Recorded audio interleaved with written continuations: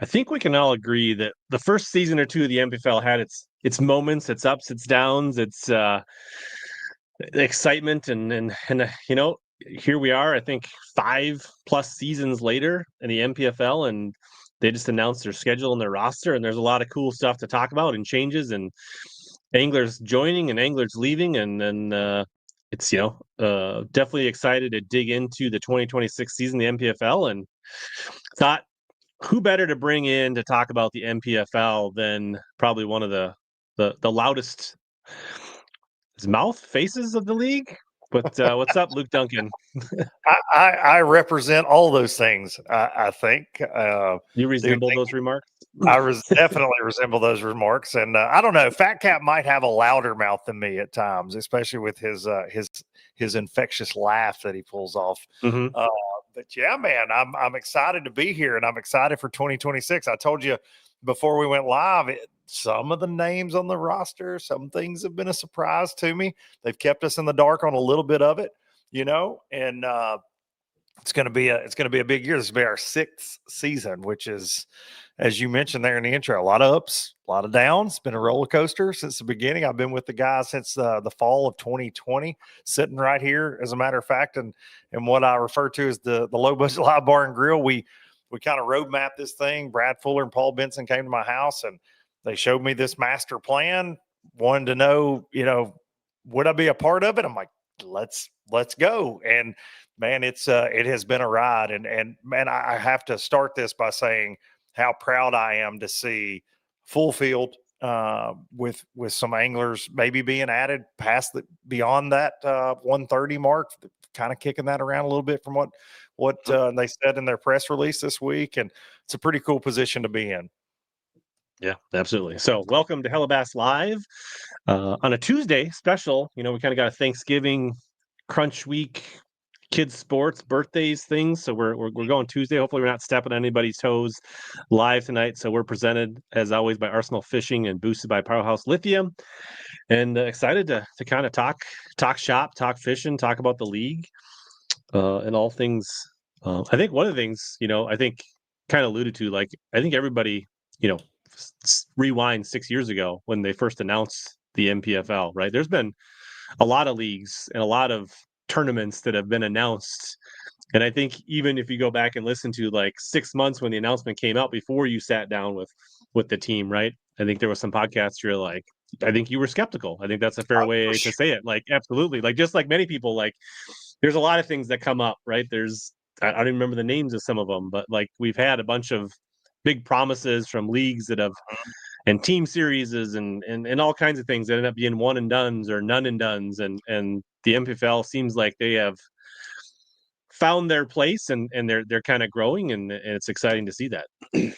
Yeah, man, I will say I was a skeptic, and Brad Fuller, who is now not only my boss, he's a dear friend, and we laugh about those days because I did say that he was a fan of the podcast. He listened to the podcast every week back in those days, and I think they announced like in 2019, I believe, and that's when I made a comment. I was like, "Oh, those guys have a tournament trail, so do I." That was kind of my joke, it's like, because it was just a press release. There was no, hey, this is who's fishing this. This is where we're fishing. It was a very basic press release. Gave the names of the folks involved from a leadership ownership standpoint, but other than that, they didn't have anything, right? And I guess it was kind of summer 2020. They reached out to me. I ended up doing a podcast with them, and I did a live, actually an actual live, which is rare for me these days. And man, the response in the chat was amazing. And I'm like, okay, maybe people are interested in having another trail, and from there I started having conversations with them, and then it led to, like, I believe it was either August or September when they were here and kind of roadmap everything. And the roadmap has certainly changed from that conversation a few times, but the core values are definitely still there. And I would say that there's a 0% chance any of this could happen without the people involved that they have, excluding Absolutely. myself. Yeah. A couple comments came in here. So there's some crossover. Trevor's a low lifer, identifies as a low lifer as well. So this is an it's not a low budget live, but we're actually live, which is normal for us. But um, yeah, 130. So I mean, what was the field last year? I believe we had one, it was like 117, I believe. Right. 118, And the year before 117 that was around. like 80 something. Yeah, let's see. We had a really, was that the year? We had a year that was like right at 80. Yeah, Yeah. 78 or 80, which was, I will say, was probably the most fun year we've had. Just smaller field, a lot more fun to cover, super competitive. But you know, as we've added some of the more household names and things, it gets a little crazier all the time. But yeah, that year was something. But man, that was the first year they did $100,000 for first place. So you had a one, call it 1 in 80 shot at winning 100 grand every week. That was a fun season. Yeah. Nobody wants to listen to Crappie Talk Live. Suck it, Panger. Listen, nobody's going to listen to. Panger called me the other day. I have to tell this on myself. I thought the Crappie Talk Live thing, that he was just like joking and making memes. Like I thought he was messing around on Instagram. I did not realize it was a real thing. And he was like, "Well, now that I'm doing this Crappie Talk Live thing," I went, "Oh, that's real?" He's like, "You didn't know it was real?" I said, "Buddy, I thought you were joking. I did not know you were going full force Crappie Talk Live." But sorry, buddy, we're still in your viewers. Yeah, that's all right. That's the beauty. You can watch some live. You can watch some Absolutely. re-recorded. So yeah, 130. I guess that is the big news. We can talk about the schedule and a few other things, but I think the most exciting, the most timely thing to talk about is the roster that they announced. And one of the things they said was uh room for more. So I guess if anybody is chomping at the bit to get a piece of some anglers, they can still fill out an application, I guess. Yeah, I think they're going to leave it open for a little bit longer. And there's some stuff going on there. I think with a couple anglers on the health wise, I think Mhm. there may be a couple guys that think they might not be able to fish the entire season over some things going on from what I've heard behind the scenes. So they've talked about that amongst the anglers and the ownership there, and I think that's where they're going to potentially take on a couple more guys. Yeah. So yeah, I think we can maybe just throw up the list here. Might be a little bit of an eye chart on depending on the device you're watching on, but so yeah, 130. You got returning kind of NPFL veterans. You've got returning, anglers that have fished multiple tours. We've got new. Um, I mean, I think some of the numbers. I think there's like 40 plus some anglers out of the 130. So basically, a third of the field, 35%, are anglers that have either fished FLW top level, BPT, Elite Series. Right. I think it's like right Mhm. around mid 40s when you look at the KJ Queens, the Porosniks, the James Niggemeyer, the Patrick Walters, the Zach Burgess. The list goes on. There's like 40 plus of those names. I think there's what 5, 6, 7 like major championships between FLW Cup, Red Yeah. Crest, Classic, right? Something like that. Yeah. Um, Yeah, we got some AOIs in there. We've got some yep. classic champs, cup champs. It's it's pretty wild list to say the very least. And for me, being an FLW nerd, uh, like I was, there's some names that have shown back up that used to be FLW guys that like a Mhm. Bill Day from Kentucky. Bill fished MLF when it was just the TV show. Bill was on the selects there. I believe he won one of those at one point, but Bill fished FLW for years. He's on the list this year. Sean Murphy, Ryan Chandler. There's some guys, Alex Davis coming back, coming to the NPFL. And his entire career has basically been with FLW and then MLF on the pro circuit side of things. And look forward to, he's a good buddy of mine. Look forward to hanging with those guys over there this year. Yeah, absolutely. And I think there's like 12 anglers that are new, kind of like true what they consider rookies, right? Kind of Mm-hmm. younger anglers. Um, I haven't dug into that list to look at what those names are and who they are. I don't know. Do you know any of those names that we should be watching out for? Because like, NPFL does it do a rookie of the year? Just honestly, only on the live stream. Ken Duke, Ken Duke loves to tally all of that up, and we did a little Right. bit of that this year, but no award for it or anything at all. Well, unless Because some company wants to step up, I'm sure we could create an that's award right. if right, like Yeah. I'm sure that they would gladly do one if a sponsor stepped up. But no, we don't have an official rookie of the year, and it's kind of it's strange. You know, it's almost like in the past when you have an FLW tour guy go to the Elite Series and they would win rookie of the year. We have so many true rookies, I guess, the last Mhm. couple of years to the NPFL, but veteran tournament guys. And last year, Ken just kind of had a separate run of stats on a few guys that have really not ever fished anything at that level. I will be honest with you, Rich. I've not done a deep dive yet on the list as far as the new guys. There are a couple I know. There are a couple guys that have fished Alabama Bass Trail that I know of that have joined. But as far as somebody to watch out for, man, I haven't done that dive just yet. You haven't done like pivot tables, and I mean, you haven't got like a full dive from Ken Duke. He hasn't sent you like a.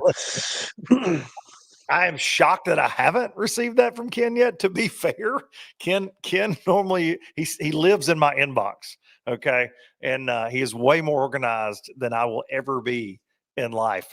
Thank God for Ken Duke and his stats. Yeah, absolutely. Um, so yeah, I guess maybe start with. I think we kind of talked a little bit before the show, and you said you kind of heard some things, rumbling, some names that you were kind of expecting, but there was also some that you read yesterday that were news to you as well. What are some of those names that I don't know if you were most surprised about or most excited about off the top of your head?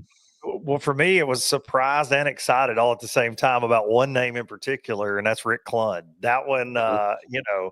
I'm a bass fishing just junkie since I was a kid, man.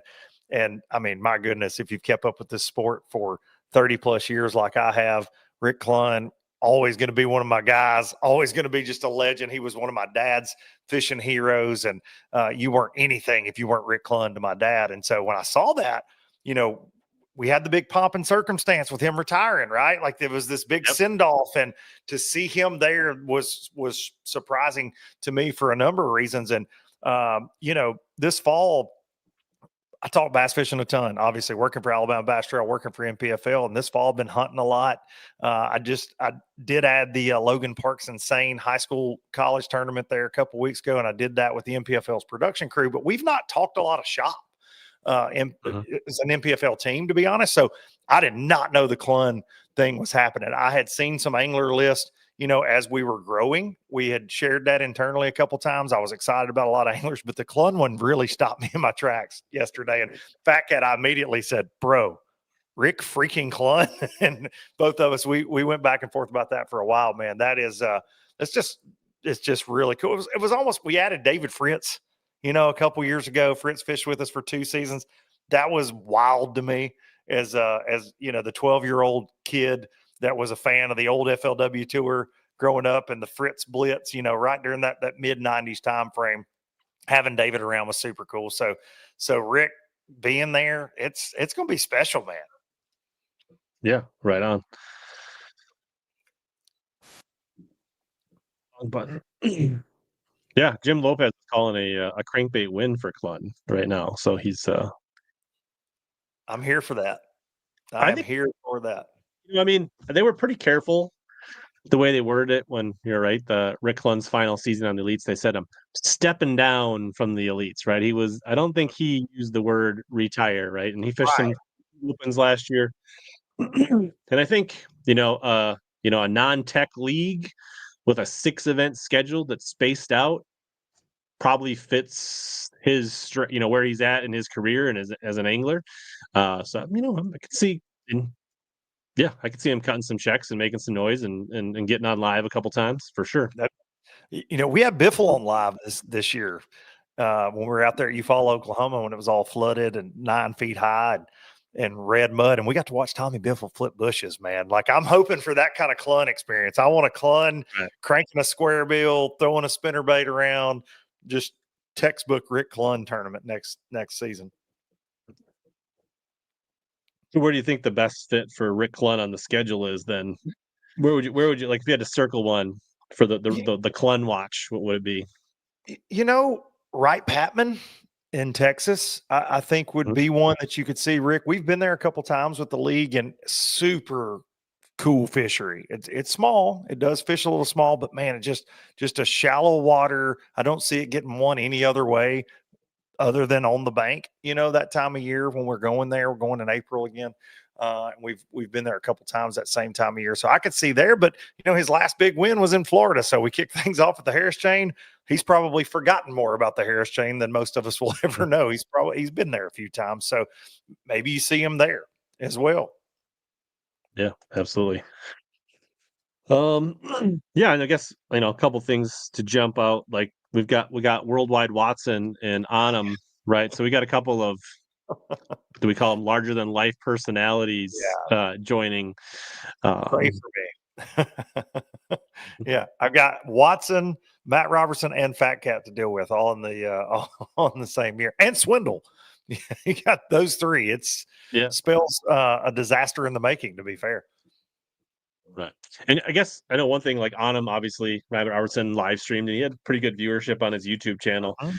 I mean, maybe you don't know this, but are anglers going to be allowed to live stream their own platforms on the NPFL?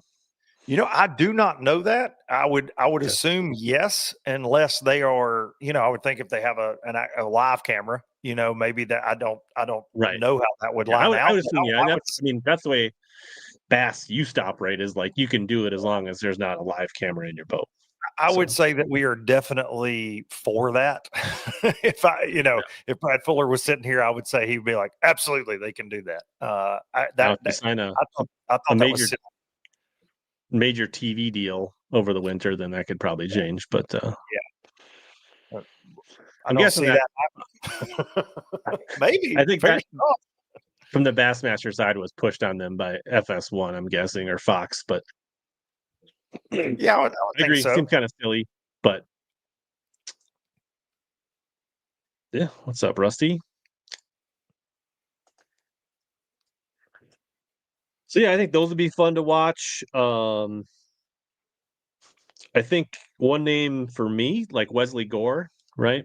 He's a guy that is, I think, very dangerous, underrated, and I think people label him as a scoper, but I think we'll find out that he is. Well, not say we. More people will find out that he's much Yes. more than a scoper, I guess, is what I would say. I was going to say those two Coosa River events that we have there. I know Wesley very well, and he's going to be a nightmare in both of those events. And if he doesn't win Lay Lake, I will be, and everyone else in the state of Alabama that's ever competed against him will probably be very shocked if he is not right there in that one. He actually prefers no scope. As crazy as that sounds, as dangerous as he is with scope, Wesley is he's a dog, as my kids would say. He's going to be a problem. I think he'll have a fantastic year. He hit me up about it before this season. It's just like, man, I would like a break from it. Just 6 events where I don't have to worry about scope at all. I can go back to my roots, how I was raised fishing, and he ended up just with the schedule. Like, I don't know if I want to do it. And then when he the two Coosa River tournaments came out, we were over at the championship in South Carolina, and I bet he called me 10 times one day. Uh, Man, how do I get in? Just call. I'm sitting with Patrick Walter. He's calling Patrick. Then he's calling Drew Cook because none of us would answer. We were all together at this NPFL function, and he's calling Brad Fuller. We're like, Wesley, signups haven't began yet. So he's chomping at the bit, man. Right on. It looks like 78,000, as Luke would say, watching Yeah, tonight. Um, absolutely. Get those numbers up. yeah. I mean, so just, I mean, we're definitely gonna miss some names, and not trying to like, but just kind of going through the list here, like new names jumping out. I mean, I guess, well, Scott Canterbury's probably not disappointed to have two more Coosa River events. So, No, uh, he'll be a you know, problem in both of those as well. I mean, Cliff Crochet, right? He's coming over. Yeah, I think he was a guest on your show. He kind of announced that. yeah. So we kind of that one. He was somebody that kind of announced it ahead of time. James Niggemeyer, I actually talked to him right after the Bass Nation event. He was, kind of thinking about it, but it didn't sound like he really was going to do it. I don't know if I'm probably going to reach out to him, see if he wants to be a guest, because he was kind of like, doesn't sound like he was getting like, his sponsors were like, hey, if you want to do it, great, but not necessarily gonna like throw additional support to Fisher there Yeah. for tour, but maybe he figured something out. So it's good to see James there. Yeah. Brock James is a good Mosley, person. right? Yeah, Brock. Yeah. Yeah. I did not know James was another surprise to me on the list when I saw that. I did not know James. I knew Brock. Brock had reached out to me. I put him in touch with those guys about a month or two ago. He reached out. Cliff Crochet was the same way. Fred Rumbanis, another one that I'm excited about. Love me some Fred. Yeah. Going to I be mean, a Brock Mosley will fun year with probably those guys. never not just have like 3 chatterbaits on his deck for the rest of the year for the NPFL. So Very true. Andy Morgan, I know you're excited about. Yeah, man. He was pretty direct in his walking through the Deerwood social post about how his disdain for the BPT and how he was kind of looking for a fresh start. So that's exciting to kind of see a refocused Andy Morgan. Should be fun to watch. It's scary if you're on that angler roster, I think, and I've said that a couple times on the show, but man, I mean it. Just that guy, I think he kind of got swept up in that format with BPT, and people have forgotten what that guy's about. And he is dangerous. He is as consistent as any angler's ever been. He's not a dude that's going to go out and catch 50. That's why that format did not suit him at all. But he's a guy. He's going to get 7 or 8 bites. And I feel like he wakes up with 18 pounds in his live well, no matter where you're at. Like he's just that dude over the years. I used to joke with him on the tour. I'm like, dude, do you just always catch 18 plus everywhere we go? I mean, he's something. And I think the schedule really sets up. He's fished the Coosa a ton, obviously been to Harris Chain a ton.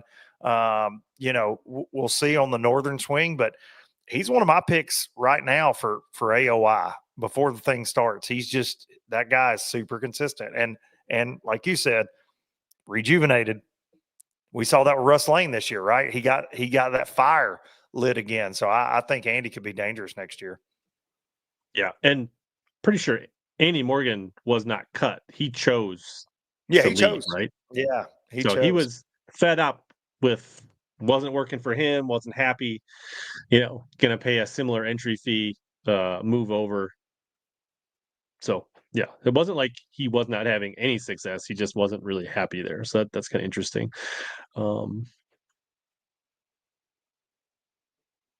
yeah, then Russ Lane, right? So Russ, Big Yeah, Daddy, goes out and has yeah. quite the season on the opens. Like Russ Lane, super talented angler, obviously has done it at all levels. And I mean, if you rewind, this is not a shot against Russ. I think this is like his second or third year in the opens, but like not the guy would have circled at the beginning of the year in the open saying he's going to run through the opens and the EQs, No, in which he basically did. He had a great season. So he's kind of, I don't know if he's found his groove or reinvented himself, but I think it's kind of a little bit of, I think it's a little bit of both with him. You know what yeah. I mean? Like I had him on the show, and Russ is one of those guys I go way back with, and he fished the Alabama Bass Trail 100s with us this year, and just a different Russ this year for sure. And I Mhm. know he's put a ton of time into the scope game, which man, he's been sponsored by Garmin for years, and he had it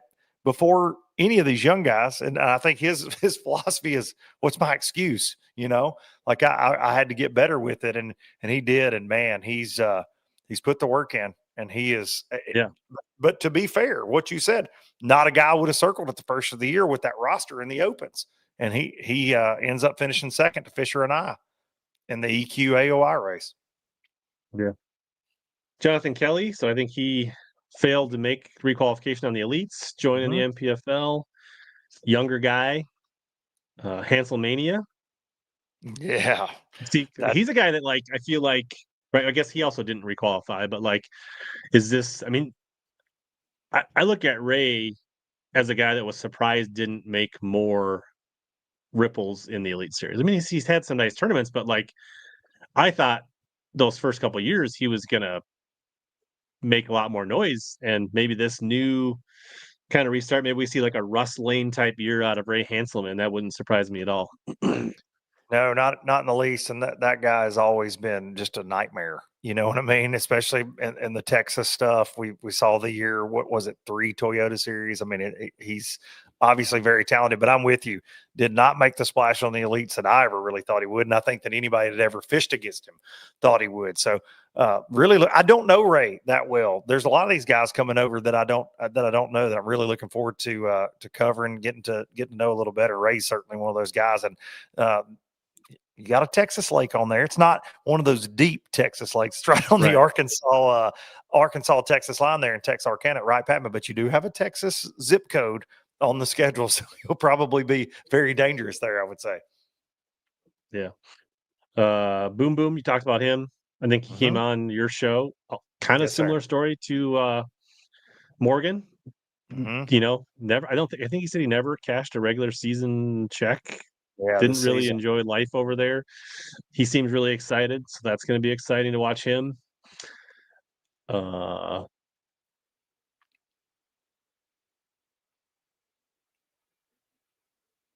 Andrew Upshaw, right? I mean, yeah, his year. I feel like Andrew Upshaw, one of those guys that early on was pretty critical of the NPFL on his like opinion. Yeah. I don't know if I got like receipts written down, but that's just kind of the tone I remember early on, you know, with him and Todd talking about the NPFL and that kind of stuff. And so, yeah, I mean, Andrew's a good fisherman. You know, he's got a decent following to bring to the league, which only helps, right? With his He fished with YouTube, us this which should year. be good. Andrew was there this season. He was there in 25. That's right, he was. Yeah. That's right. Yeah.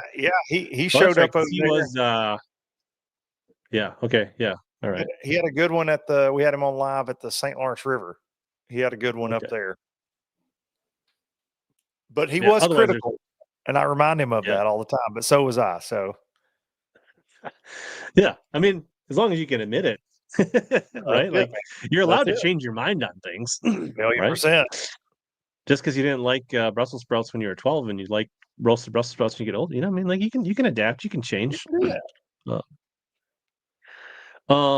So yeah, I mean, hey, don't want to short anybody. There's tons of cool names returning, coming back, more. Could be more. One name that I think that's not there, right, is Kyle Welcher. Yeah, I'm seeing that a lot in the comments, man. And I talked to Kyle a little bit towards the end of the season. I got the vibe that he might not come back. It was a lot. You know, his little boy is very young. Yeah. They live life on the road. And what I need people to understand, just from we got to be on site this year instead of in the studio in Wisconsin for the first time in a few years. And so you're there and you're in the mix, you know, you're at the weigh-ins every day, you're at takeoff. And man, the guys that pulled double duty this year and their families that fished the elites and the NPFL, I cannot describe to you what a daunting task that was, you know, and the amount of time they spent on the road. I think Jason Christie told me at one point he had been gone like 9 straight weeks, man, because of the way the schedule worked out. You know, that's not 9 straight weeks of tournaments, but it was like, well, instead of driving all the way back to Oklahoma, I've got a couple events coming up. So I'm going to stay out this way, you know, stay out east instead of going back. And his wife would kind of fly in and out of events. And, you know, a guy like Justin Atkins is not returning this year. Jason Christie. Yeah, Jason Christie. And Justin is someone that I talked to a good bit, and it was strictly it was a family decision. He's like, man, he has a camper, you know, he pulls the camper, wife pulls the boat. They've got 3 children now. They just had their third about a month or so ago. So he's like, man, it was a lot more than he ever realized it would be. And I would, you know, love to see him there, but it's like I've told people online, I get it too, man. They've got lives outside of fishing. They got other things they want to do. And, you know, and I think for Welcher too, just focusing on the Elite Series was important to him. I really think that was a big key to his decision there. Yeah. I mean, I don't really know Kyle. It's not like I texted him or anything, but I just assumed it was young kid at home, and who knows, there could be another one on the way that we don't know. I mean, true. I mean, like he's in that stage of his life where that clearly is a potential possibility. So, yeah. And then obviously you gotta, if you gotta pick one, you gotta stay the one that has a, you know, strict qualification and like that kind of, I mean, it's kind of a no brainer. Right. But, and it's not like, I mean, I don't remember where he finished in AOI, but he won an event in the Elite Series, and Did he end up first or second in AOI this year on NPFL? Second by 1 point. Yeah, one at the year before, second this year. So, yeah, he's not leaving because he wasn't having a good time and making money.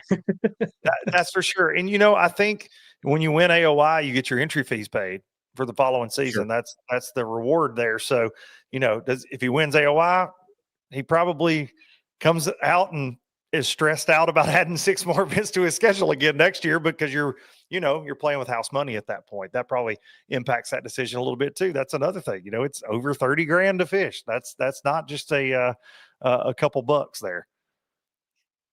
Brian I don't know if Hatfield. Brian's saying because of the anglers in the field, or because that's really the only thing that's changed, right? Like the entry fees haven't really changed. The cost of entry fees. Yeah, Brian actually fished with us. He's going to fish the pro circuit. I believe, Brian, I saw your name on that list. And that's not really a working men's league either, I would say. Banks Shaw is a college senior taking everybody's money over there, but also in the BPT. So that's Big Daddy Brian Hatfield right there, Big Daddy's baits. Make some killer spinner baits. The working men's league is called the Bass Fishing League. That's true. BFL. That's true. and I went to Brian's point, like, it was marketed as that in the beginning. And what we just talked about, Rich, you said about Brussels sprouts, didn't like them when you were 12. You can change your mind. You can like them now. And for a business to sustain, and listen, I've been critical of all the leagues. I've been critical of the ones I work for publicly and about different things at different times. With all businesses, you have to stick and move, right? Mm-hmm. And you would be a fool if you run a trail that has the word professional in it and Gerald Swindle calls, "Hey man, I'd like to fish that." Nope, you're not allowed. You're not allowed to fish that with the number of eyeballs, right? And the history there. You'd be a fool to turn down these incredible anglers that want to come fish, want to join in, especially when you've never had a full field. So I think I hate that guys are frustrated. Brian was with us since the beginning, great guy. And there were a few that were frustrated over that. And I understand it. But at the same time, man, if you wanted to be there to be able to compete, I think it was a necessary move that the league made. And again, it had the name professional in it from the beginning. I think you even see that at the Classic Bass Champions Tour in Minnesota. It's a kind of a popular growing regional league, and they moved to a qualification system this year, right? And so now there are people that are, and I actually I fished it early. I came back. I requalified for next year, but I was kind of critical of Dane, who I fished another team tournament with, and I call him a friend. But like this year, there was no it was like this year points didn't matter if you fished 1 year before, 0 years before, or 6 years before. If the guy that won 4 skeeter boats in 6 years didn't make the cut this year, he was going to be gone. So, wow. I mean, so leagues make decisions and move on and grow and morph and develop, and that's just kind of part of the evolution. Yeah, no doubt about it. And it's again, it's unfortunate that people were upset by that. I get it. Look, the same thing goes on. You know it, and I know it. If you got a local Tuesday night tournament and a guy shows up, right, that fishes professionally, he hasn't been on that lake all year, and he shows up and people get upset. And I just, for me, if we're paying out the kind of money, $100,000 first place, and you got the live coverage and you got all the stuff, don't be surprised when people show up trying to win that money. That's just kind of how it goes. Matt Kelly, see, and that's, thank you, Matt. I appreciate you being a fan of what the league's doing, but Rich, I've said this on my show multiple times. So if you are a lowlifer watching right now, I apologize. You've heard me say this like a broken record. I, am very blessed to have had an audience, right, through the podcast and things. And we have got some solid anglers that have fished with us every year, the NPFL. We've seen anglers go on to do great things that started with a Keith Carson, right? Look at Keith. Mm-hmm. I mean, not saying NPFL made Keith Carson, but I'm saying Keith Carson, incredible, man. Absolutely incredible. Bryant Smith on the Elite Series, David Gaston on the Elite Series. We saw John Sokup come in, make the elites, and move on down the road. But we've kind of, I think about Hunter Bogman is a guy that has kind of, carved out his niche in the pro fishing world by being in the NPFL, man. And he's such an awesome story. It's such an awesome angler. But with that being said, people like things they're familiar with. Okay. I use this analogy a lot. I've played music for a lot of years, written music, but played music in bars and, all over the place. And you can walk up to a microphone with your guitar and you can say, "Hey man, here's a song I wrote." And it's on a Saturday night, packed place. Crickets. Nobody cares. "Hey, here's Sweet Home Alabama." Oh my gosh. They lose their mind. They've heard it 3,000 times. And it drives you crazy as an artist. You're like, well, I want you to like Biloxi Blues. And it's the same, man. I thought, man, we've got such great storylines and we've got such great anglers. They catch them. It's a familiarity that you have to have. And man, I think two things happened this year. I think the forward-facing sonar ban, because our sport is very divided over it as a fan base. Anglers are divided over it. I think the industry is divided over it as far as, lure companies and the tech companies, whatever. I mean, everybody's got an opinion on it, right? And I think banning that, giving people the option of, we're going to have a tournament where you don't have to use it. We're going to have a tournament where you don't have to watch it. It's not even going to be in play at all. I think that helped viewership. And then I do think having some household names, and again, that is no disrespect to someone like a Brian Hatfield. Brian knows I'm a fan of Big Daddy Brian Hatfield. He's, even though I think he's a daggum Ohio State fan, even though he lives in Tennessee. We can still be friends. But no, man, and I wish those guys the best moving on that aren't fishing with us. But it was a shot in the arm. And I think when it comes to the sponsorship pie in the industry, it's very small, right? There's only so much to go around. And I think if you're trying to get that, the only way to do it's with numbers, period. And so if the NPFL is going to survive long term, they got to have sponsors, they got to have viewers, and I think that they're headed in that right direction now. So I think there's a third important leg to this stool recipe on kind of the growth for the NPFL. And I'm going to tell you what it is in 1 minute when we come back. Are you ready to reel in your next home purchase or refinance? Supreme Lending Team can help guide you through the entire mortgage process, from pre-qualification to closing. We have a wide variety of home loan programs in our tackle box, including down payment assistance and first-time homebuyer options. You can ask HellaBass. He trusted us to help finance his home. Contact the Dream Team today by searching Supreme Lending Dream Team, or click the link below in the description, or scan the QR code on your screen. All right. Shout out to the Dream Team supporting HellaBass Live. And if you guys are in the market, need to refi, build a bigger garage, bigger house for all your tools and your toys and all that stuff. And yeah, he's a fisherman, supports the industry, and you can give him a shout. Yeah. So here's, I think you nailed, the no technology or the anti front facing live, along with the anglers joining. But I think the other big decision that the NPFL made, which I was actually critical of on social media, that they needed to do, was getting on YouTube. I totally agree. And pushing their stuff out and being available, being more accessible to fans, easier, less barriers, less buttons, less things. And I think that those three things together really made a big difference. Yeah, no doubt about it.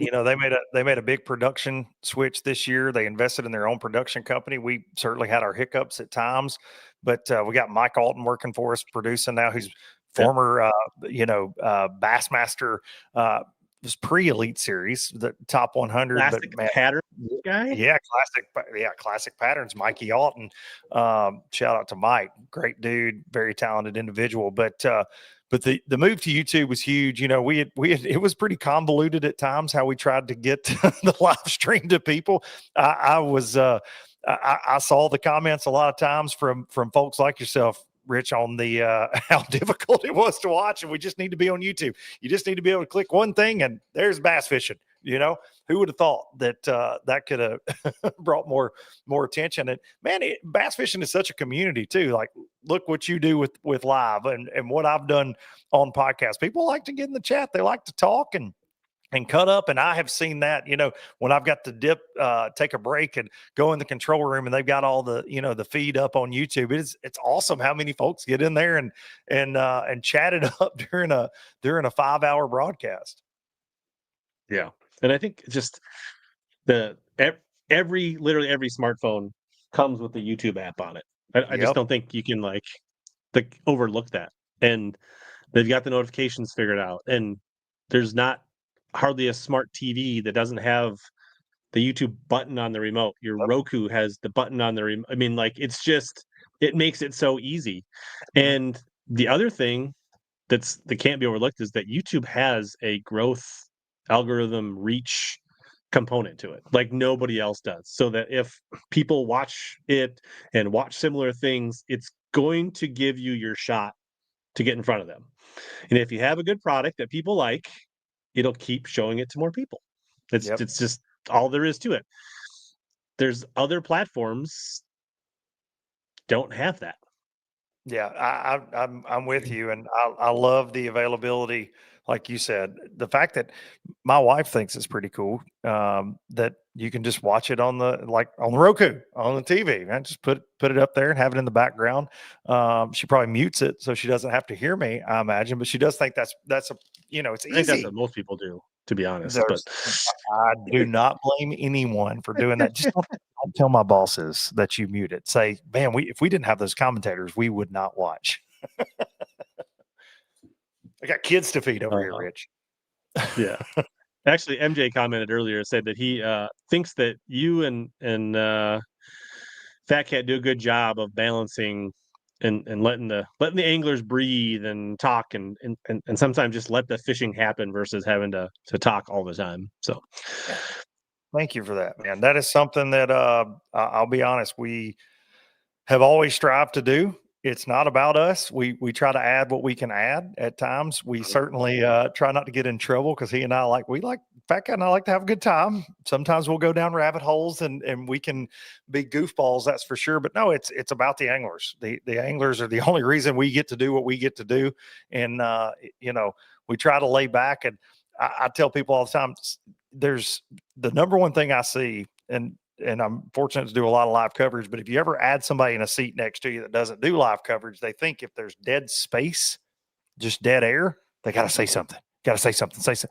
There's a beauty in hearing the birds. There's a beauty in hearing a buzzbait, hearing water slap off the hull of the boat. Those are the sounds we all know and love as fishermen. Why do you think they mic up everything they do at the Masters, right? Augusta National, you can hear, they spend no telling how much money with these with mic. You can hear bees buzzing, they pipe in a lot of sounds as well. But man, that's what you think of when you're out there on the water. So I think there's a beauty in that as well. Yeah, absolutely. Yeah, Jim. I mean, Gary Atkins has been there for a few years, I'm pretty sure. Well, he left this year and went to the Tackle Warehouse Pro Circuit, but he qualified for a championship. Returning. Yeah, he's returning. So Gary, former AOI, over there with us, and it's going to be good to have Gary back. He's a fish catcher. I know he's excited about those two northern tournaments. Did he win the AOI that year, or was he just? I mean, I don't remember. No, he won. He won AOI. He won it. Yeah. Okay. Yes, sir. Yeah, he won in 2022. I believe was our second year.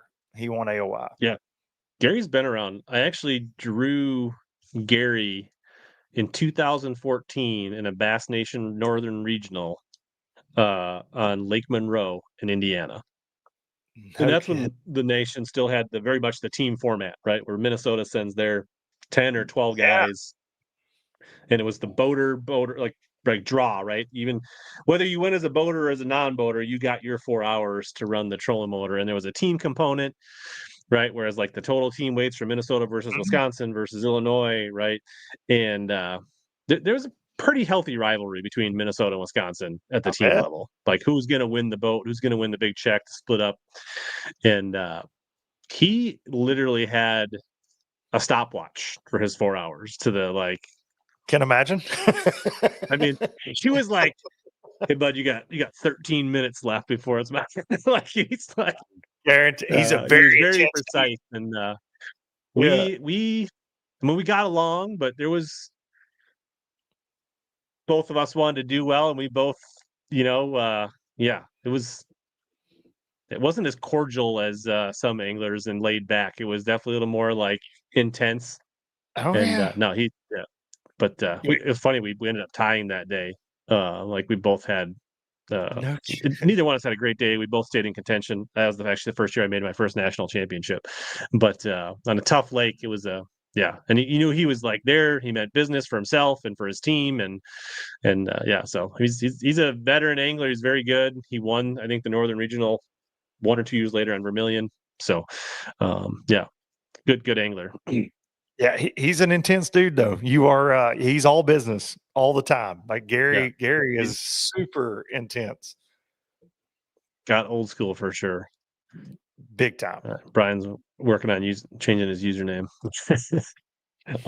Yeah, that's good. Yeah, so it's interesting to see guys like that I used to fish against. It's like watching them fish in other leagues, and it's cool whether it's the NPFL or you see guys end up on the pro circuit or the elites or the opens, right? Like fished against Seth and Josh Douglas and guys like that over the years. So so very cool.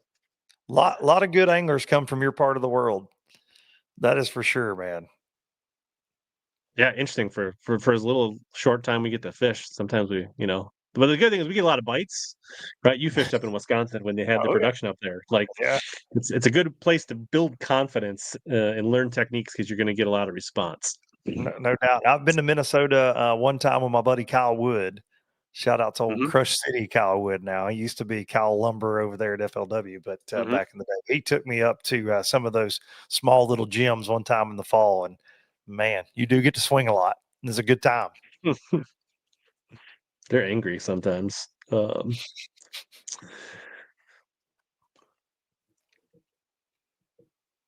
So I guess is there any other changes, wrinkles, things to watch out for in 2026 for the league that No, you I know mean of that you it's can? no, not anything. It's going to be business as usual as far as year two with the no forward facing. Obviously, they had not announced the first event when they put the schedule Mhm. out. They just said TBD. It's going to be in Florida. Finally got that out now, so that's going to be on the Harris chain. The only thing we're waiting on is the championship announcement, where it's going to be, when it's going to be, which would be the top 40 that qualify from this season. So we will have that, which is kind of confusing, right? That's why you had guys in this year's championship that didn't fish the NPFL this year that were kind of coming back, and it'll be the same next year. You'll have Kyle Welcher in the mix, but he won't be you'll have Jason Christie in the mix at the NPFL championship, but they're not on the roster for 2026. So that's really the only thing we've got, left to turn loose so far. Live coverage, as far as I know, will still be the same the final 2 days. We like to let the standings get established. We did broadcast on day one the first year, and man, those were just the worst days. No offense to anybody we put a camera, but you just, when you draw out of a hat, essentially you're like, this guy, this guy, this guy, this guy.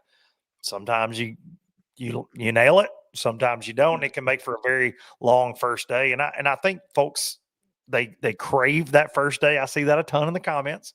I just I think we'll probably stick to that 2-day live coverage on the final 2 days. That's what I would prefer, to be honest. I just, Yeah, man, you just go off those standings. You go with the guys that have got it dialed in. yeah. I mean, obviously it's expensive. Helps, you know, keep the cost down, right? I mean, For it's sure. a balance. I mean, you definitely got a lot of big personalities and people names now. You could probably make some stuff up, and I mean, if you Oh got yeah. Swindle and Robertson and Worldwide, all I mean, doesn't really matter if you're catching fish; they're not going to shut up. So, Yeah, we don't need that but, time. yeah. The But then FCC also, I doesn't mean, look, it makes monitor it bass easier fishing.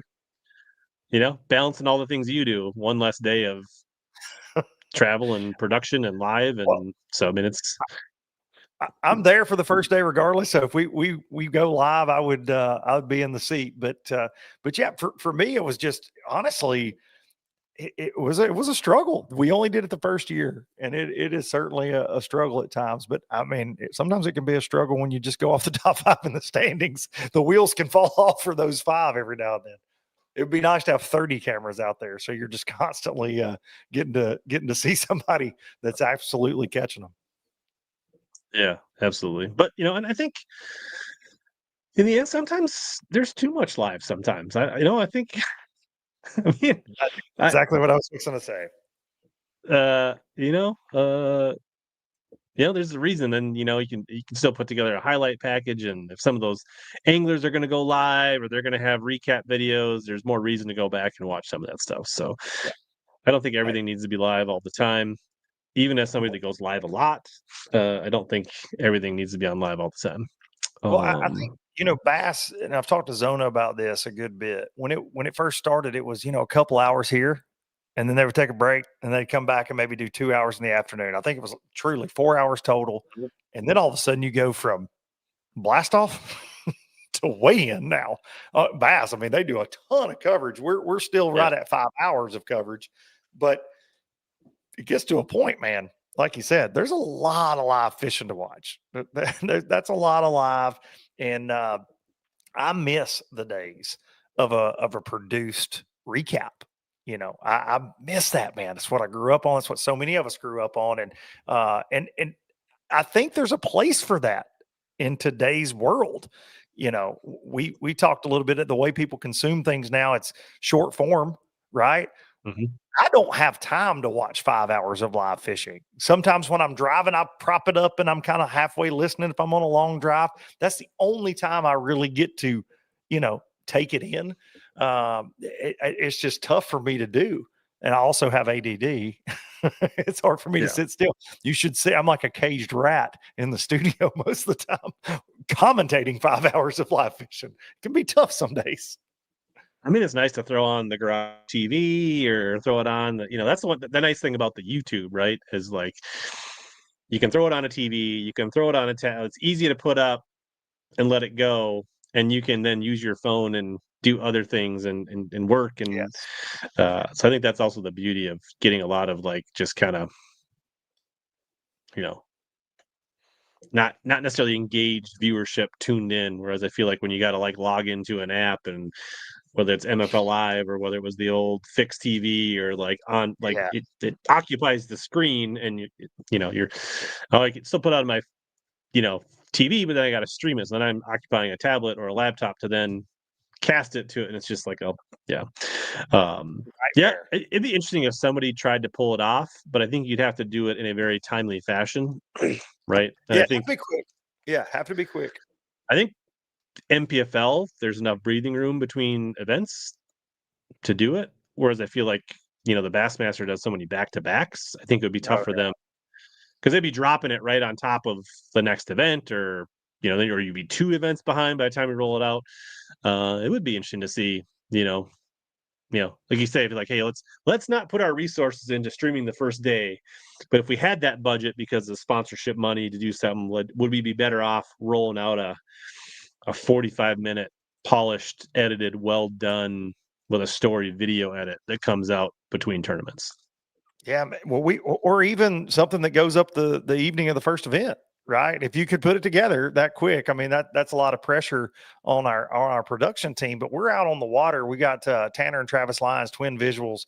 They shoot some amazing content out there. They're really the look of the league, right? The from the still pictures to a lot of the video we use on the live covers, the sizzle reels and whatnot. They're out there getting that. Yeah. And I think if we had a couple more cameramen like them, that you could put together this real high end, 4K shoot would be pretty neat. Just a highlight deal to do at the end of the first day.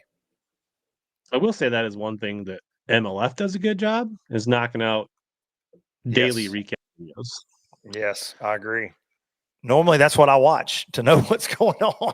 Because I pop a 6-minute highlight reel. Let's go. I'm all about that. So so last year I was very critical of the league, saying they needed to be on YouTube, which they did. Here's the next step, Brad Fuller, if you're listening. you need more consistent content between events and during the off season on the I YouTube would agree channel. with that. They have I would not agree. posted the video in 4 months. And you know as well as I do, consistency is everything in YouTube, all social media. You got to be consistent. Those gaps So I can think crush big time. that's the next evolution from my standpoint. It's like, hey, we got to here. Now I think it's you got to figure out how do you allocate the resources, create the business plan, find the ROI, the sponsors to get a consistent where you've got whether it's angler profiles or highlight recaps or previews or Ken Duke blabbing stats, whatever. There needs to be some content, but during the off season between events to kind of like to build the bridges. So yeah, especially this year, it's a big gap, between the final event of the regular season was in September. Last week of September, we don't crank things back up to March, excluding the championship in October that we had at Hartwell. But that's a big gap in coverage, and we, for us, we've got hours and hours and hours and hours of coverage banked. But somebody's got to go through it, and I'm not volunteer as tribute on that. Yeah. Somebody's got to do where that. that's like top 10, top 10 catches from this tournament or, the most, hidden. There's got to be stuff to redig and stories to tell from these events or the fish that cost angler X $5,000 or, or Oh, I'm with biggest you. day 3 comeback because we fish. I don't know. There's got to be stories, right, to Oh, go yeah, back and find. So for sure. let's see here. This is an interesting observation that I also found was a little bit scary when I made the thumbnail for this, is that as my beard gets grayer and I put our dumb faces up to each other, I was like, there is more similarities than I realized. Definitely. Other than the accent, and Yeah. you do need a little more gray. You'll get more experience. Don't worry. Life comes at you fast at some point. I We have saw a different picture hat of me choices like in life. we But, do. We do indeed. You like to let it breathe, buddy. You're visor gang all the way. mhm. Always have been. Stay true to it. I've just never Yeah, been a visor. I can't pull the visor off. I can't do it. it's a lifestyle. It Chooses is you. indeed. I mean, That's it. here's Matt Kelly says, yeah, I guess what you guys fish your championship late in the year, right? Or I forget what. I don't remember. So yes and no. We've only had 2. So the first was at Amistad in March, That was- and then this year was in October. And they've not announced next year's. And I will be completely honest with everybody. I don't know where we're going. So it could be. It could. So I will say this, Matt. At our championship this year, we were talking about things, and they are very open to the idea of a Northern Championship. I will say that. Will it happen this year? Will it happen next year? I don't know, but they are definitely open to that, and I think at some point you will see that. Lake Vermilion. That would be awesome. I am for a Northern Championship, man. Do it in June. Yeah, let's have a Northern Championship in June. Wear some hoodies. Yes, yes, or the fall. I love like what we saw at Champlain in the EQ. I want to go up. No, all the talk is summer smallmouth and all. No, let's go and I know the weather gets dicey. You get some big winds and all that. But like, let's go September, October time frame. Yeah, man, Bass Nation late October on lacrosse. That was a good event. Amazing event, dude. Amazing event. There we go. This one's I feel like this is more Taylor Bergen. He's from Iowa. He wants your top 5 music artists for a 14-hour drive tomorrow. Holy cow. That is, I do not envy you on that. I'm not over 12 hours. I'm getting on a plane most of the time, unless I'm pulling the boat. Then I have no choice. But man, right now I'm really into a band called Old 60. Old 60. They're kind of, I call them emo country because it's really more rock country. It's hard to describe, but my oldest son got me into them. Great band. A gentleman by the name of Stephen Wilson Jr. been listening to a lot lately. I actually saw him last night at the Ryman in Nashville. Went to a show of his. I'm always going to be listening to Turnpike Troubadours. Love me some Turnpike Troubadours, Sturgill Simpson, and Tyler Childers at the moment. That would be 5 that I'm Taylor, listening. if you don't like country, I'm sorry. That was not helpful for you. Well, Sturgill kind of goes. He goes a I'm little to the rock assuming he side. knew what he was asking. Probably. So, I mean, Yeah. I don't think he was looking for like death metal recommendations or anything like that. So, I will give you. I can give you some rock picks too. But listen, my music is very much like everything else in my life, very ADD. But my core is going to be around some form of country most of the time. absolutely.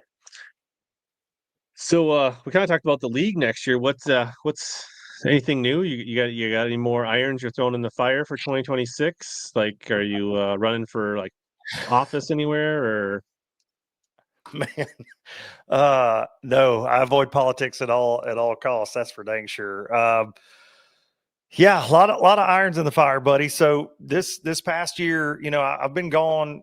I worked at TH Marine for almost 20 years. I've been gone from there almost 2 years, and I actually have started 2 businesses outside of the fishing world since leaving there. One's my own boat park company, and then I have a rep group that I started with a dear friend of mine, and we're lucky we've got 4 guys on the team with that now. So we represent like Bob's Machine Shop jack plates and several other companies to boat builders, primarily in the Southeast. So we've got that going. We're continuing to add to that. But yeah, I think my buddy, the Y'all Sweet Tea King himself, Darian Craig, and I are bringing back our Show Up, Shut Up series we used to do on YouTube, and kind of taking it up a notch.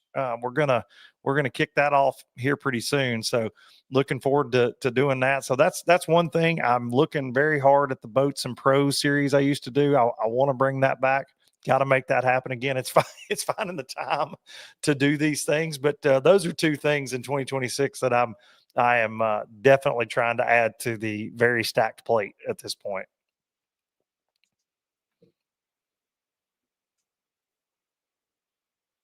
Cool.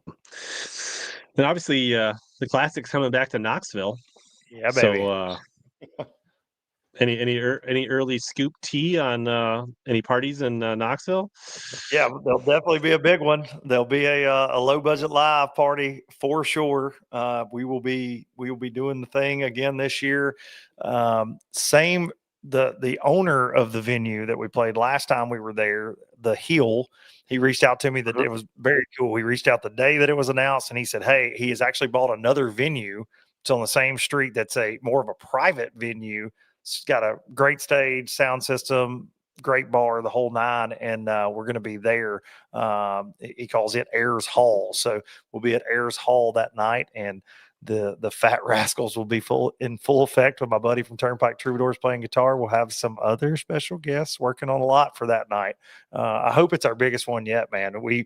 Knoxville treated us really good the last time we were there, and that's kind of home turf. It's 3.5 hours up the road for me, so a lot of friends and family. It was a good night. So looking forward to it. I know fans don't. Sometimes fans that aren't Tennessee River crazy, they don't like the Knoxville tournaments because that place is stingy. I will say, Yeah, it's a stingy place, but it makes for an interesting classic, I think.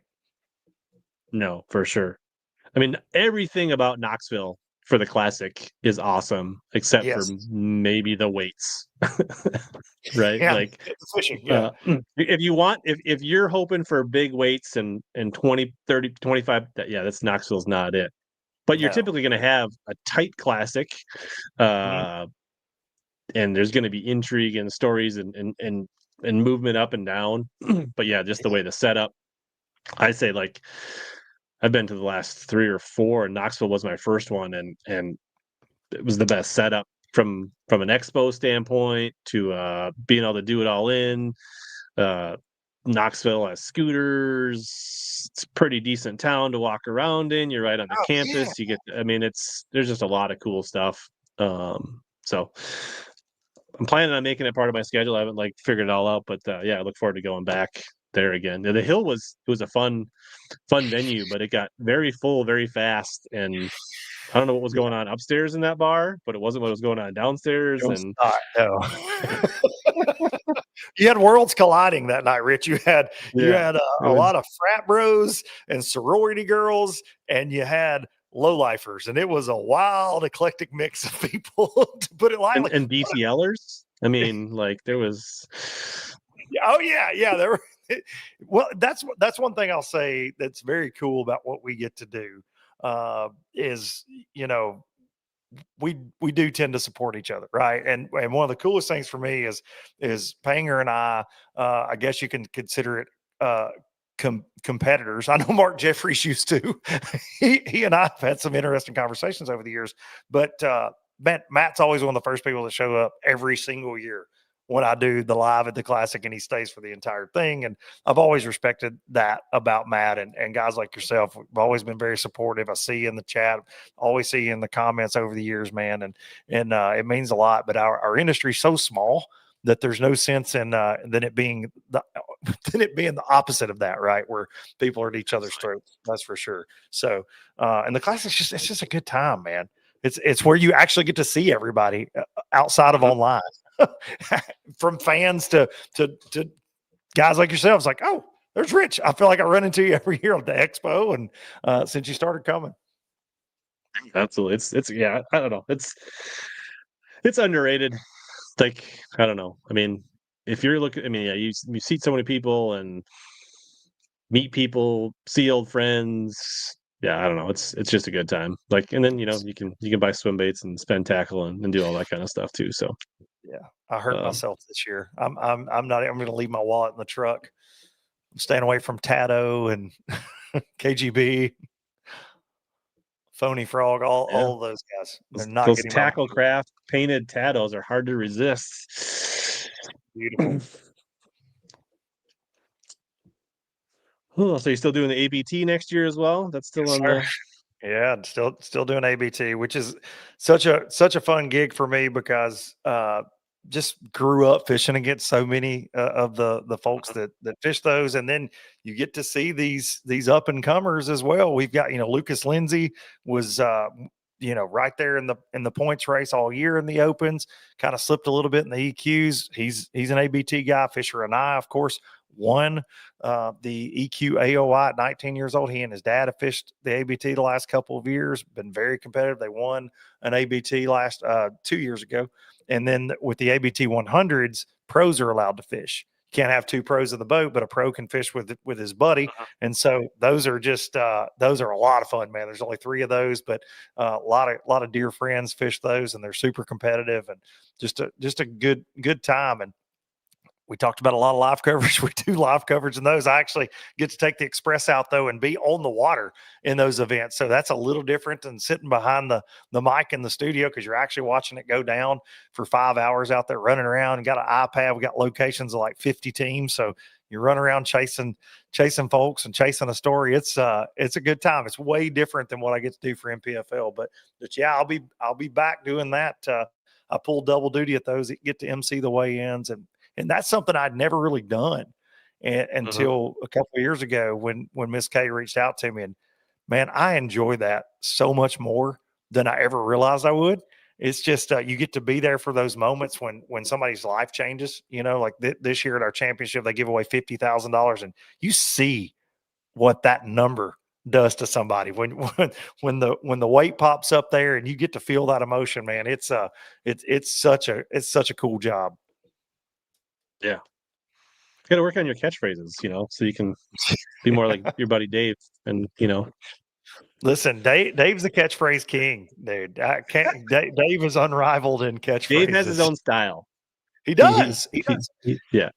I don't think people realize how tough of a job it is, especially when you got an influx of new anglers all the time. But to entertain like Dave does, and he is he's one of a kind, man. And the stats, the things that he does rattle off, like that is that's never going to be me. It's impressive. That's cool. Yeah. And then I guess the boys still all in it, so you can be doing some boat captaining for high school tournaments as well. Yeah, gonna try. The high school deal is tricky because I wanted to go to some of the Bassmaster, the big events. They have 4, and they're only one-day events, which is kind of a bummer. And I think there's only one out of the 4 that we can make schedule wise with their schedule, my schedule in those, but we're going to fish some Tennessee stuff for sure next year. And it's my oldest. He's a senior, Hudson, and then he's going to graduate, move on. But Ryder, I think he's really seems to be more into it, looking forward to the next 3 years and ditching his brother and getting a better partner is what he told me actually this past weekend. So we'll see how that goes. And then maybe his brother will be old enough to be a boat captain, and then he'll get to fish more tournaments because he won't just be reliant on you. Yes, that would be good. That would be very good. All right, we got a couple of questions for Luke here. We flirted with 100,000, and then people got bored with us. They got over us. Yeah. All right. Punch Fish wants to know, what's your go-to order at a Nashville bar? Oh man. Well, first of all, it's to avoid Nashville bars these days. I have done. You have to have a libation between sets. Yeah, man. I am. So I don't drink a ton anymore, but back in the day, it would have just been a Jack on the Rocks most of the time. But and then Tito's soda water with a lime as I've gotten older is kind of my go-to drink there. It's basically rehydrating. I mean, it's water and that's it. Yeah, that's it. That's what I tell myself. It was not when it was all brown liquor. When I played a lot of music, vodka soda lime. I feel like that's a responsible, balanced cocktail. Yeah. Brian wants to know, what's your favorite way to fun fish and a go-to lure for that? Man, if I am just going out, I've got a lake that's pretty close to me that they do like a big swim bait on, and that is in the last 5 or 6 years. If I'm just going to go out and turn the phone off and just have a good time, I'm going to throw some type of glide, and it's hard for me to pick one. I love the KGB stuff. I love the Tato stuff. Man, this year I've gotten on Cody Cannon Toad Thumper lures. Mm-hmm. It's $35 swim bait, the Sway Glide. I have caught 2 fish over 7 on that thing this year. It's a great glide, but I'd just say that category, it's hard for me to pick just one, but I love to go throw a big swim bait. That is definitely something. I won't say I'm great at it. I don't have the arsenal that a lot of people do on that, but I add to my collection a little bit every year, and starting to get a little bit more dialed on the rods and reels and things. So that's what I would say these days. Yeah, absolutely. It's a fun thing to do. Yeah, I actually remember looking at that swim bait at in Texas, and I didn't quite pull the trigger because I think I had spent so much money already, and everything else I didn't. Even though it was only like another $40, I was like, man, I was actually gonna end up. That's right. I was also flying to Orlando to meet my family to go to Universal. So like my luggage was already I was like, I don't know if I can fit another swim bait in my carry-on and then go to Orlando, because I had like packed for a work trip. I don't remember how it all went. Yeah, because then I was actually staying for a conference after my family left. So it was like classic family vacation, work conference, all in one bag. And I was like, I don't know if I can fit any more stuff in there. No, I get it. I get it. Yeah, it's they sold a bunch of them there, but to be just a not a handmade deal. So many of the big swim baits are fine tuned and all that to be a mass produced glide. And look, I'm not going to go spend $200 on a bunch of glides. There aren't a lot of us that can do that, right? So I appreciate that somebody has an affordable. It's like the Spro KGB collab. That's a great glide. If you're looking for one for $54, that one gets a bite. That Chad is on the point. The Buka's a pretty good one. Absolutely. Got a bunch of. I do appreciate the companies that do it. I think Spro and Buka kind of both started the trends where they're like, instead of the just go out and rip off somebody, like actually collabing with them and bringing a legit, and it works for everybody, right? The big company sells more baits. The little guy reaches more audience and hopefully make some money on it. So I'm a big fan of that strategy and overall, and I think more of that would be good for the everybody. Yeah, we just saw that with Tater Hog. Shout out to Matt Yep. McBee. He's an NPFL angler, but Tater Hog Strike King collab's very cool. Tater makes some great baits. We're doing a step in the right direction for Strike King, because traditionally they were using the other model that I was speaking of. Yeah, a little bit. A little bit. The final copy. Yeah.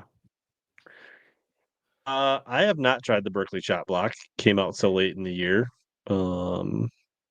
Just purchased my first 2, and they are still in the pack. But I do have 2 of the chop blocks. They showed up at a local tackle store of mine last week, as a matter of fact. But I've not got to throw one. I've not even chunked it in the pool yet to see what it looks like. People say that the bait works well, but some people are having issues with hookups, and I'm not sure why that would be. But it'd be interesting to.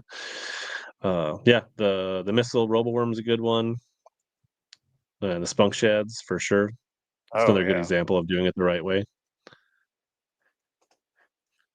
The problem is up here we get a couple weeks of the big baits, and then the ice hits, and then today was the last day above freezing in the 10-day forecast. We are going to be making ice tomorrow, unfortunately. You're headed the wrong direction, buddy. You're headed the wrong direction. Well, my last fish on Sunday was a 4.5 pound smallie. So if you're going to go out, that's the way to go out. Well, is it normally early? It's November 25th. So is it normally earlier than this that you start getting ice? Is this abnormal to still be getting the fish? It's not unheard of, but yeah. I mean, there was a year that a couple years ago when unfortunately my boat was out of commission, waiting on parts. But we had a year that people were out fishing in like we froze and then we opened back up, and people were like getting out on Minnetonka around Christmas. Wow. But I don't know if we're going to get that rebound. That was really that was the winter that didn't exist, that pretty much almost killed the ice industry. Like 2 years ago, because we basically didn't have ice until like January, and then everything like unthawed like end of February. Which to me, ice is for lime, soda, yes, vodka cocktails, not for fishing. I mean, I've done it. I just don't really have the drive for it. So yeah, shorter winters in Minnesota, I'm all for it. Yeah, but, it's a lot of work, that ice fishing. Sure looks like it to me. From a redneck in the South, I'm like, I would like to experience it one time, I think, but it seems like a lot of work. Yeah, I mean, it's an experience. You should do it if you get a chance. Yeah, I would love to. Yeah. Call up Kyle, be like, take me out on some juice hole. Like, you don't want to. Here's the thing: is you don't really want to go ice fishing, Luke. You want to go ice harvesting. That's what you want to do. Ice catching, yes. Ice catching. Yes, indeed. But you should do it like both ways. You should be able to get out and like do the hole hopping with like a bucket and like a K-drill and experience like that kind of thing where you're like just running from hole to hole with like a Vexlar or a scope, and then you should also spend like an afternoon or evening where you're just like big screen, college footballs, bowl games are on the TV. There's a grill. You're in a recliner. It's heated. You got your you should experience both for sure. Listen, I am a professional at sitting on the couch and watching college football. So if you tell me I might get a bite while I'm doing that, you might have we me can on set this up a rattle reel at the same time, and we can catch a walleye, and then just slit it open right there and fry it up. You have my attention, sir. You're too healthy for that now these days. You don't need any of that fried fish in your life.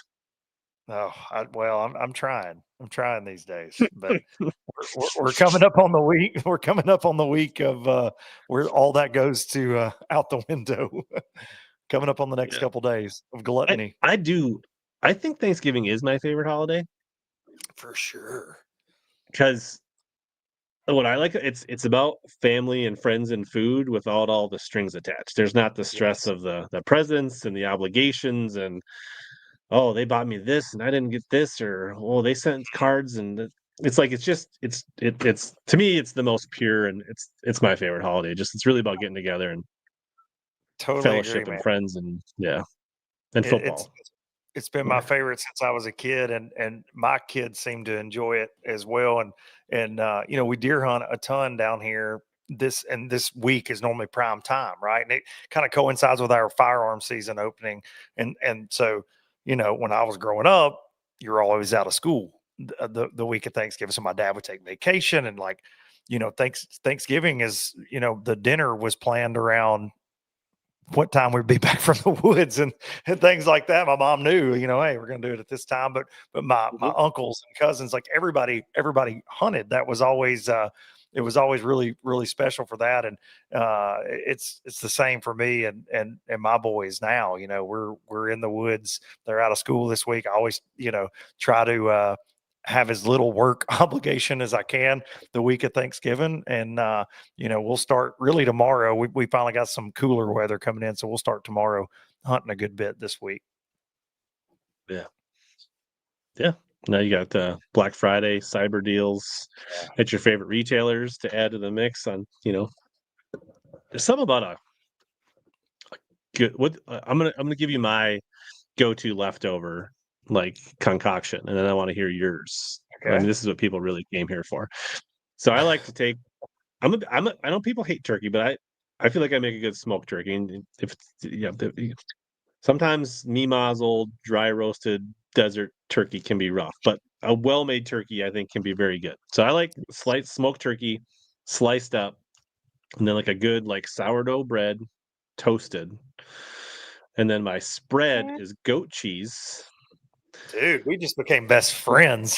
A little bit of cranberry sauce and some arugula. That's my leftover sandwich. Okay, you lost me at cranberry, but I've never tried goat cheese with my turkey. But I am just plain Jane white bread. I'm a Duke's mayo guy. Duke's mayo and cold turkey sandwich. That's my favorite leftover. But I am going to try goat cheese because I keep goat cheese on hand all the time. Every morning when I'm home, I'm not on the road, I am a 2 eggs with goat cheese every single morning. If you've ever tried goat cheese on your eggs, trust me, go there. Yeah. You will enjoy it. You will enjoy it. So yeah, I'm scrambling it with the goat cheese. No, I actually do just like fried egg, but just more like an omelet more than anything. Kind of style, not really your typical Southern fried egg, but yeah, just a little goat cheese in the middle, flip that bad boy over one time. Yeah. Every morning now I'm starving. But just try toasting that white bread so you got a little like goat cheese is going to spread on. Yeah. Toast it a little bit and then it spreads kind of like a cream cheese. Yeah, that sounds like a move. Yeah, you have. And then you could put some dressing on. I mean, there's a lot of things you can, stuff in there. But there you go. That's a move. All right. So I think we're kind of caught up. I think we covered most of the ground. So anybody that if there's a question you've been dying to ask, the Luke Dunkin, let's fire it up here in the next few minutes. We'll say I'm gonna do a whatnot stream on Friday. There's gonna be some deals coming out of Omnia Fishing, so I'll cover some of that stuff a little later. Watch the socials for that kind of stuff. But yeah, I don't know. Like, those anything you've been dying to ask me, Luke? What's that? Anything you've been dying to ask me? What's your plans for 2026? What are you doing? Yeah, I actually did like a whole like planning stream. I didn't have a guest, and I just built my Google sheet on the fly and like crossed schedules. But where we netted out, I put my deposits in for the Classic Bass Champions Tour. Great trail. And so yeah, I'm excited about that. And then I'll fish some Bass Nation stuff. So I like to keep. I still have a life goal to make a classic. Like my dreams of like fishing an elite tour are really not there anymore. I did the opens one year and that kind of scratched my itch. But I still think like making a classic is a realistic goal and something I want to do. So I like to fish the Bass Nation stuff. There's a conflict with the lacrosse qualifier in Classic Bass, so that's a bummer. So maybe Classic Bass won't get their permit and I'll be able to fish both, but we'll see. So the Nation on top of that, and I'll make some TBF stuff. I'd like to make an All-American as well. And then I think I'm going to start sprinkling in some BFLs again because I got a Phoenix now, and that kind of makes sense. So regionals on Grand. So yeah, I'm going to basically Champs Tour and then sprinkle in some Nation, TBF, BFLs is kind of my plan. Yeah, man, that I've never fished Nation events ever, and been around that with the high school stuff this fall. They're just some good folks involved with that for Yeah. sure, and obviously some hammers. To get to that championship is not easy, and you've done it how many times now? 5, I think. Yeah, that's awesome. That's so wild to me. That is 3 of the old not way, right, where it was real. I mean, it was right. definitely a different experience when it was 50 some anglers. But I will say that GL, I mean, John Stewart, he was awesome, did a great job. GL taking over, he's kind of making it his own with what he was given. I think he's doing a really good job. They're like basically run at the same. I mean, I fished the Bassmaster Open Division 3 that one year, and like, I mean, the entry fee is cheaper. Uh, you got co-anglers, but other than that, I mean, I guess they had co-anglers with that, but I mean, like, the events are very much like close your eyes and don't pay attention to the entry fee. You very much feel like you're fishing a Bassmaster Open from as far as like Yeah. the communication, the level of like how it's run, the mechanics, all that stuff. They do a great job for the big tournaments, and they're making some tweaks going forward to get kind of still fine. Like I said, they're still evolving, trying to make the nation so it works for everybody, right? Obviously, they got to make money and make the anglers and that experience. So, Yeah. yeah, I'm a little kind of interested to maybe fish some BFLs and see how this little 3-hour scope thing's gonna work out. That's Me too. selfishly part of the reason I want to be there firsthand to see what I mean. For $200, I feel like I want to fish the first one in the Great Lakes and see what this is like. I'm very interested to see how this goes this year. What could go wrong?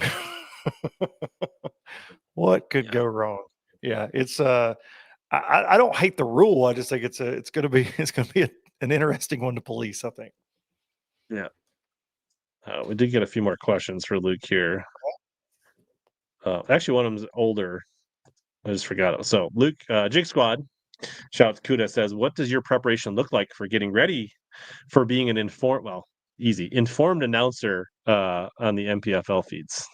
So when we were offsite, so we were in studio up there in Wisconsin for 4 seasons pretty much, and that included a lot of phone calls, obviously, because you're reaching out to anglers, a lot of texts, a lot of phone calls, picking the anglers' brains and trying to get as much current information that they'll give you, because people like Patrick Walters are not going to tell you anything. You have to try to form a story based off what you see on live as it's actually happening. For the most part, some guys are more forthcoming with the info than others, and I try to do, coming out of practice, I have a group of guys that I talk to that I'm close to that fish NPFL pretty much, and I'll reach out to like leading into the event just to get some ideas, and if I have local buddies that are locals on a lake, I'll try to pick their brains, hey, what's been going on, just to get an overall idea. But once the event gets going, now that we're on site, it's being at that weigh-in, the face-to-face, what's going on. I'm standing by the boats. Fat Cat and I both go over. We do the drive-through weigh-in, so you're over there hoping to catch a peek of something, even if it's a bait they're trying to hide. You're trying to get an idea to build that story. But I am a note taker. Jig Squad. I'm a notebook guy, so I'm constantly writing type stuff in my phone as well. But I'm always going to have notes, and then I will give a huge shout out to Ken Duke, man, since he's been involved in the league. As you well know, if you keep up with Ken at all, he's a stats guru. He has started providing us a lot of, we've got the current stuff, right? Like what's going on in the event. And I try to familiarize myself with the anglers' careers as best as possible. But like Ken's got basically a Bible of that stuff that he'll bring that in. Hey, we got these 5 guys on camera, and he'll give Fat Cat and I a stat sheet as well. That started this year, and that's awesome. Just adds, little tidbits to throw in there, interesting facts that he'll find as well. So a lot of just a lot of notes though, and being as prepared as I can. No.